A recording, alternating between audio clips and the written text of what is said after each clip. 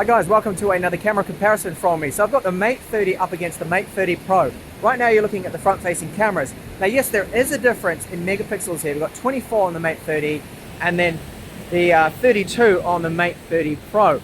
Now I'm going to be swapping between audio sources. We're also going to look at low light performance, that's stills, video, 4K 30, 4K 60 frames per second, and also low light video, and see if there is a difference. And a little spoiler here, that yes, there is a clear difference between the Mate 30 Pro and the Mate 30, which you'll see in this comparison.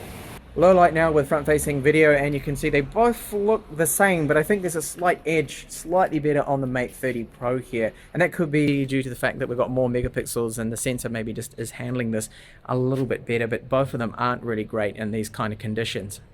So we're now looking at 60 frames per second. Now I've noticed with 4K 60 that there is a bug that happens. After you start recording around about the 30 to 40 second mark, it will start to stutter. Now you can see we do have a different crop here. So the Mate 30 has more of a crop, the Mate 30 Pro doesn't. But let's see if it's going to happen to me. It will suddenly become quite stuttery and just dropping huge amounts of frames. So there's obviously a bug. They need firmware updates, or there is something wrong with the Kirin 990 as well. It just hates 4K 60 frames per second. You can see now both of them have become incredibly choppy, dropping frames like crazy. And watch what happens when I pan around here. And now I'm not making this up, I'm not inventing this. You can see for yourself just how awful now the footage has become after about the 40 second mark. So 4K 60 I won't be using until this is patched. So there's a clear difference now in low light. We've got the ultra wide cameras on both of these, and look at all the grain we are getting on the Mate 30, and the Mate 30 Pro at low light video is just so much better. The colors also look a lot better to me. Now we're under some yellow street lights here in Europe, and I'm going to swap over now if I can to just the 1x the main camera. So I'll pop over to that, and here's where things look about the same. So just go over to it now. There we go, 1x, and that looks about the same to me. No difference really between both of them. Both look grainy. So it's just the ultra wide where you get the better low light performance from the Mate 30 Pro. So this is 4K 30 frames per second right now. At the moment you can see the electronic image stabilization on both is excellent, working really well. This is very smooth. I will run a little just to demonstrate that you will see some jolting and some movements with it. It's not 100% perfect. Now I've noticed that the focus tends to sometimes be a little bit off with the Mate 30. I don't know why. It does have the laser assisted focus, but you can see it doesn't want to lock onto my hand here, while the Mate 30 Pro will. No idea why it's doing that. Now audio, they both pretty much sound to me identical.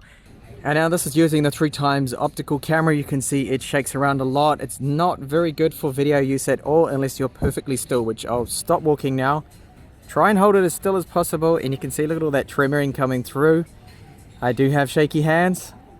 So you're going to really need a gimbal for this, because it does not look good video with the 3x optical cameras.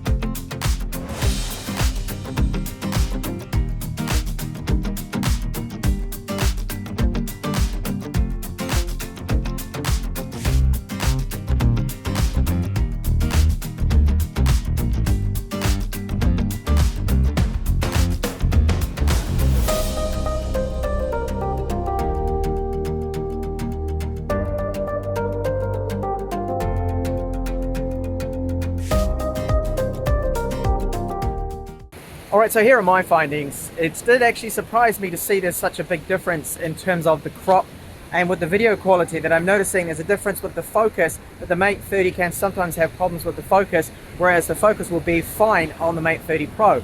You also have a better ultra wide. You get more field of view. You get a lot more in the shot with the Mate 30 because of the Mate 30's different setup there. The Mate 30 Pro, that is, has of course a 40 megapixel sensor for the ultra wide, and that is also used with video there too. So the video performance, not really that great. I mean, we're getting drop frames still. With the 60 frames per second 4K especially, I noticed that after about 30 to 40 seconds into recording that it will get very hot, the device, and you will also notice then it will start to drop frames, and in some cases it will drop a lot of frames and become very stuttery and choppy, the footage there. Now the audio quality to me seems about the same. Low light performance there's a bit of a difference there at times, the same with some of the photos, but it could just be the way that it's getting the exposure, because I just use auto settings here, not manual.